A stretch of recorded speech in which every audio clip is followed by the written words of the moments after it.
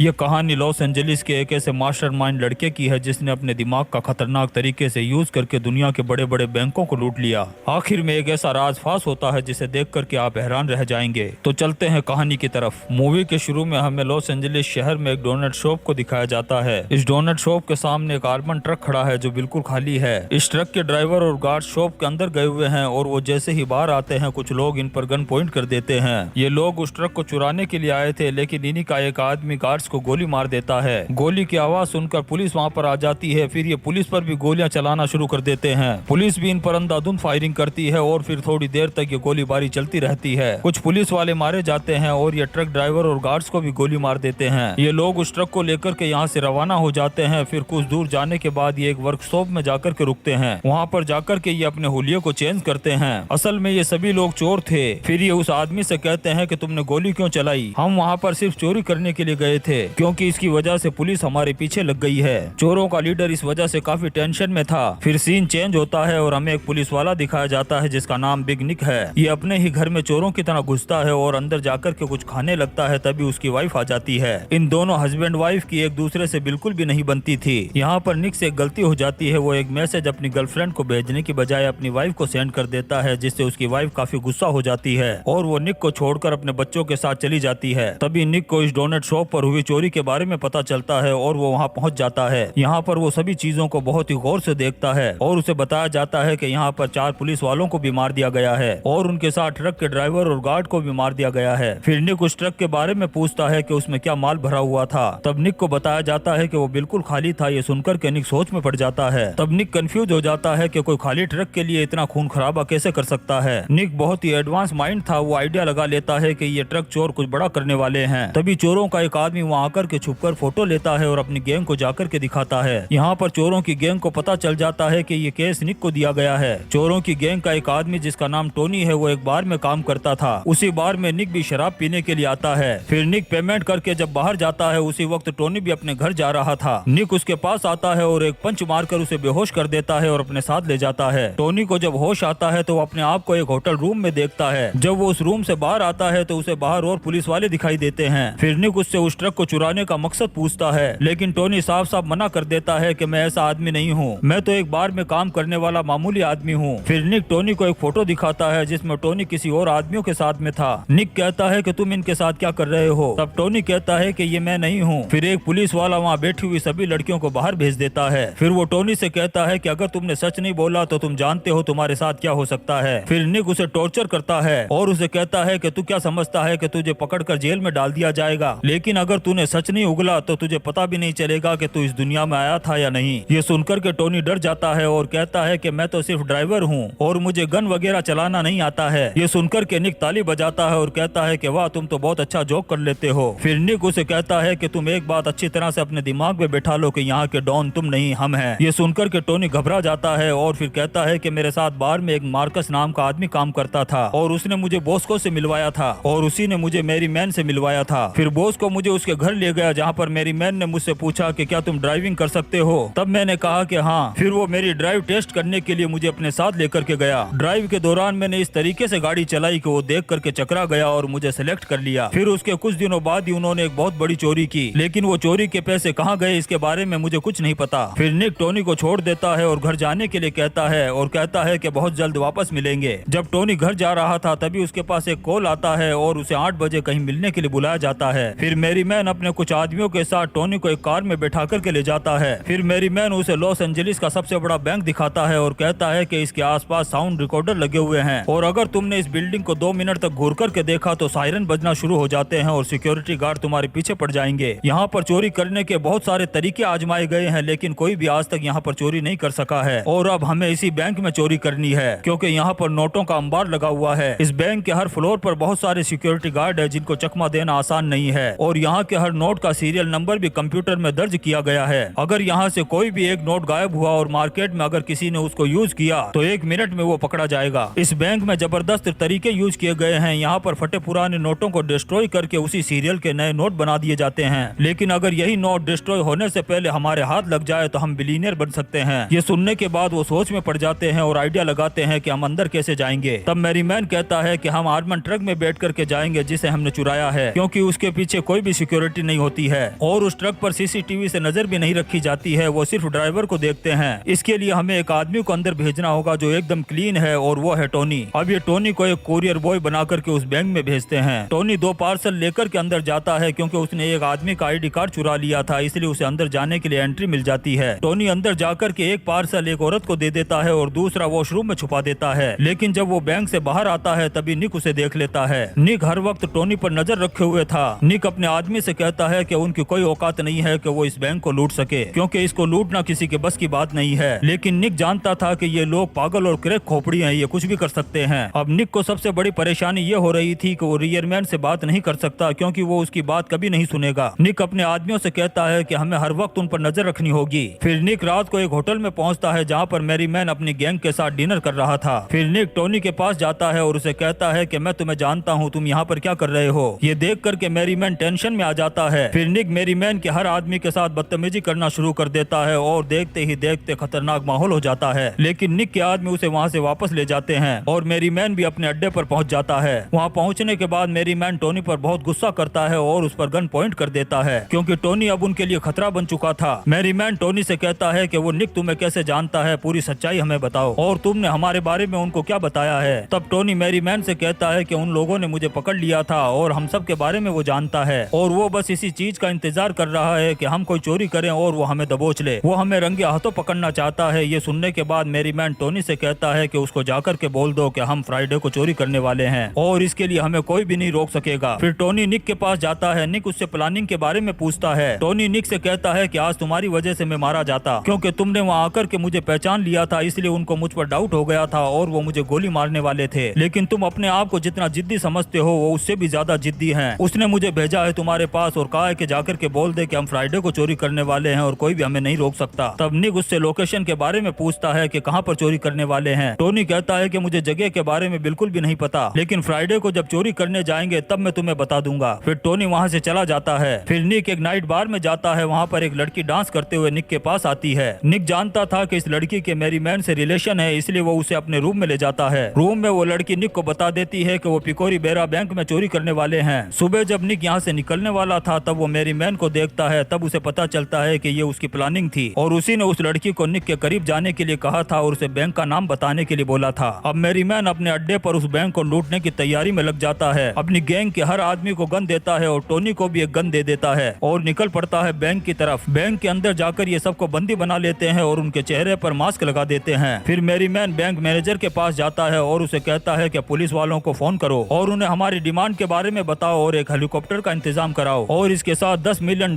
भी। और ऐसा करने में जितनी देर करोगे हम यहाँ पर लोगों को मारना शुरू कर देंगे। थोड़ी देर में पुलिस की बहुत सारी गाड़ियाँ उस बैंक के बाहर आ जाती है। ये देख करके निक को गुस्सा आ जाता है और FBI की टीम के पास जाकर के कहता है कि तुम लोग यहाँ पर क्यों आए हो, ये मेरा केस है और मैं इनको रंगे हाथों पकड़ने के लिए आया हूँ। तभी इनका एक मुखबिर अंदर कॉल कर देता है जिससे मैरीमैन को गुस्सा आ जाता है। फिर वो अपने एक आदमी से कहता है कि एक लड़की को ले जाकर के गोली मार दो। तब उसका आदमी एक लड़की को एक रूम में ले जाकर के उसे गोली मार देता है। ये देख करके निक को और भी ज्यादा गुस्सा आ जाता है। तब एक पुलिस ऑफिसर मैरीमैन को कॉल करके कहता है कि हम जल्दी ही हेलीकॉप्टर का इंतजाम करने वाले हैं, लेकिन इसके लिए हमें थोड़ा टाइम दो। मैरीमैन उन्हें थोड़ा टाइम दे देता है। तभी हम मैक को देखते हैं जिसने रिजर्व बैंक की लाइन को हैक कर ली थी। मैक को इस बात का पता चल जाता है कि पिकोरी बेरा बैंक से पैसा जाता है रिजर्व बैंक में और मैरीमैन इसी का इंतजार कर रहा था। इसीलिए वो मैनेजर को लॉकर के पास ले जाते हैं और लॉकर खुलवाते हैं और वहाँ एक ब्लास्ट करते हैं जिससे बाहर खड़े पुलिस वालों को लगता है कि उन्होंने लॉकर को तोड़ दिया है। तभी निक टूटे हुए टनल को देख लेता है जिससे उसे पता चल जाता है कि लॉकर की नहीं टनल के टूटने की आवाज थी। फिर निक अपनी गन लेकर के अंदर घुस जाता है। उसे अंदर जाकर के पता चलता है कि यहाँ पर सारे लोग जिंदा है और उन्होंने किसी को भी नहीं मारा है और वो लड़की भी जिंदा थी जिसे वो रूम में गोली मारने के लिए लेकर के गए थे। तभी यहाँ पर इनको पता चलता है कि वो सारे लोग टनल से भाग गए हैं। निक को पता चल जाता है कि ये रिजर्व बैंक गए हैं और वहाँ का सारा पैसा लूटने वाले हैं। अब निक रिजर्व बैंक के लिए निकलता है लेकिन FBI वालों को कुछ नहीं बताता है। उधर मैरीमैन पिकोरा वेरी बैंक के सारे पैसे ट्रक में भर करके रिजर्व बैंक पहुँच जाता है क्योंकि इस ट्रक की वजह से इन्हें अंदर जाने की एंट्री मिल जाती है। फिर ये उस ट्रक से पैसों को निकालते हैं और बैंक के अंदर जाने लगते हैं। तभी हम देखते हैं कि टोनी उन पैसों के बॉक्स में छुपा हुआ है और वो उस बॉक्स के साथ उस जगह पर पहुंच जाएगा जहां पर रिजर्व बैंक के सारे पैसे रखे हुए हैं। बॉस को बैंक की लाइट को डिस्कनेक्ट करने लग जाता है। टोनी भी एक मशीन के जरिए बैंक के सारे कैमरे को ऑफ कर देता है जिससे इस रूम की फोटो कंट्रोल रूम के पास में नहीं पहुंचती है। फिर टोनी उस बॉक्स से बाहर निकलता है और रिजर्व बैंक के पैसों को बैग में भरना शुरू कर देता है और उन बैग को डस्टबिन में फेंक फेंकने लग जाता है। टोनी जिन पैसों को निकाल रहा था उन्हें पहले ही गिन लिया गया था, इसलिए इन पैसों को दोबारा कोई नहीं गिनेगा और वो इन पैसों को कचरा बना देंगे और बैंक की एक गाड़ी इन सभी कचरे वाले पैसों को बाहर लेकर के चली जाएगी। टोनी को ये काम बहुत जल्दी करना था क्योंकि कंट्रोल रूम में इस बात का पता चल गया था कि रिजर्व बैंक के कैमरे में कुछ गड़बड़ी हुई है, इसलिए वहाँ कुछ नजर नहीं आ रहा। इसलिए कंट्रोल रूम से सिक्योरिटी गार्ड रिजर्व बैंक की तरफ आने के लिए निकल गए हैं। तब तक टोनी बहुत सारे पैसों को कचरे के डब्बे में फेंक देता है और खुद एयर कंडीशनर टनल में चला जाता है। तब तक कंट्रोल रूम से यहाँ पर गार्ड आ जाते हैं। फिर वो पिकोरी वेरा बैंक के पैसों को गिनना शुरू कर देते हैं। तब वो देखते हैं कि एक भी पैसा कम नहीं है, जितने पैसे वहाँ से भेजे गए थे उतने ही हैं। इसीलिए वो मैरी मैन को अब जाने के लिए कहते हैं। कचरे की गाड़ी भी उन पैसों को लेकर के जाने लगती है जिनको टोनी ने कचरे में फेंका था। टोनी भी एयर कंडीशनर टनल से होता हुआ वॉशरूम में पहुंच जाता है जहाँ पर उसने खाने का पार्सल छुपाया था और वो उस पार्सल को ले लेता है और वो पार्सल अंदर जाकर के एक औरत को दे देता है और एक कुरियर बॉय की तरह बड़ी आसानी से उस बैंक से बाहर निकल जाता है। तभी हम उस कचरे वाली गाड़ी को देखते हैं जिसमें पैसे भरे हुए थे। वहीं पर वैसी ही एक और कचरे की गाड़ी आती है। अब जिस कचरे वाली गाड़ी में पैसे भरे हुए थे वो एक दूसरे रास्ते की तरफ चली जाती है और जो दूसरी गाड़ी आई थी वो उस तरफ जाने लगती है। तभी बॉस को वहाँ जाता है और उस गाड़ी को रोक लेता है जिसमें सिर्फ कचरा भरा हुआ था। वो इसे पैसों वाली गाड़ी समझ रहा था, लेकिन जिस कचरे वाली गाड़ी में पैसे थे वो कहीं और जा चुकी थी। अब इनको लगता है कि कोई गड़बड़ी कर रहा है, इसलिए वो उस कचरे की गाड़ी को उस जगह पर लेकर के जाता है जहाँ पर ये सब जमा होने वाले थे। तभी निक के आदमी टोनी को पकड़ लेते हैं। उन्हें लग रहा था कि टोनी उनके साथ फ्रॉड कर रहा है, लेकिन टोनी इनको सब कुछ बता देता है और वो मैरी मैन के बारे में भी बता देता है कि वो इस वक्त कहाँ है और कहाँ पर जाने वाला है। निक अपनी पूरी टीम को लेकर के उस तरफ रवाना हो जाता है। मैरी मैन भी सारे कचरे के डब्बों को निकाल करके निकल जाता है। फिर आगे जाकर के मैरी मैन की गाड़ी ट्रैफिक में फंस जाती है जहाँ पर निक उन्हें देख लेता है। मैरी मैन को भी निक के बारे में पता चल जाता है। फिर यहाँ पर जबरदस्त फायरिंग होती है, दोनों तरफ से अंधाधुंध गोलियां चल रही है। जबरदस्त गोलीबारी में बहुत सारे पुलिस वाले भी मारे जाते हैं और मैरी मैन के आदमी भी मारे जाते हैं। बॉस्को के भी गोलियां लग जाती है। ये देखकर मैरी मैन वहाँ से भागने लगता है। तभी निक उसका पीछा करना शुरू कर देता है। ये देख करके मैरी मैन निक पर गोलियां चलाना शुरू कर देता है। फिर निक भी अंधाधुंध गोलियां चला देता है जिससे मैरी मैन का वहीं पर खात्मा हो जाता है। फिर निक वापस अपनी गाड़ी के पास आता है तो देखता है कि टोनी वहाँ से भाग चुका है। वहाँ से वो कचरे की गाड़ी के पास जाता है तो वहाँ पर देखता है कि इसमें पैसे नहीं है बल्कि सिर्फ कचरे का चूरा पड़ा है। निक को अब ये समझ में नहीं आ रहा था कि इन्होंने इस कचरे के लिए इतना क्यों किया। फिर निक उस बार में जाता है जहाँ पर टोनी काम करता था, लेकिन टोनी वहाँ से काम छोड़कर जा चुका था। यहाँ पर निक को दीवार पर एक फुटबॉल टीम की तस्वीर दिखाई देती है जिसमें टोनी भी था और मैक भी था और वो आदमी भी था जो कचरे की गाड़ी को लेकर के गया था। तब निक को पता चलता है कि ये लोग इस फुटबॉल टीम के लिए खेलते थे, लेकिन वो उस कचरे वाली गाड़ी को कहाँ लेकर के गया है ये किसी को भी नहीं पता था। तभी यहाँ पर चारों तरफ निक को रिजर्व बैंक के एम्प्लॉय नजर आते हैं और रिजर्व बैंक इस बार के बगल में ही है। यहाँ पर निक को जब इस बात का पता चलता है तो वो शॉक्ड हो जाता है क्योंकि इस पूरी प्लानिंग का मास्टरमाइंड टोनी ही था, क्योंकि रिजर्व बैंक के सारे एम्प्लॉय इसी बार में आकर के शराब पिया करते थे और टोनी ने इन सब से सारी इन्फॉर्मेशन ले ली थी। टोनी ने जानबूझकर निक को मैरी मैन और उसकी गैंग के बारे में बताया था ताकि निक मैरी मैन और उसकी गैंग का खात्मा कर दे और वो सारे पैसे उसके हो जाए। और उस कचरे वाली गाड़ी को भी टोनी ने जानबूझकर गायब करवाया था और उन सारे पैसों को एक टायर में भरकर के कंट्री के बाहर पहुंचा दिया। फिर टोनी को हम लंदन में देखते हैं जो फिर से एक बार में काम कर रहा था और ये बार डायमंड एक्सचेंज के बिल्कुल सामने था। और जब डायमंड एक्सचेंज का एक एम्प्लॉय बार में आता है तब टोनी उसे शराब का एक पैक देता है। इससे हमें ये पता चलता है कि अब टोनी का अगला टारगेट डायमंड एक्सचेंज है और इसी सीन के साथ ये मूवी खत्म हो जाती है। दोस्तों, हम आपके लिए ऐसी ही शानदार मूवीज एक्सप्लेन करते रहेंगे, तो आप चैनल को सब्सक्राइब लाजमी करें और लाइक और कमेंट्स भी जरूर करें। Thank you.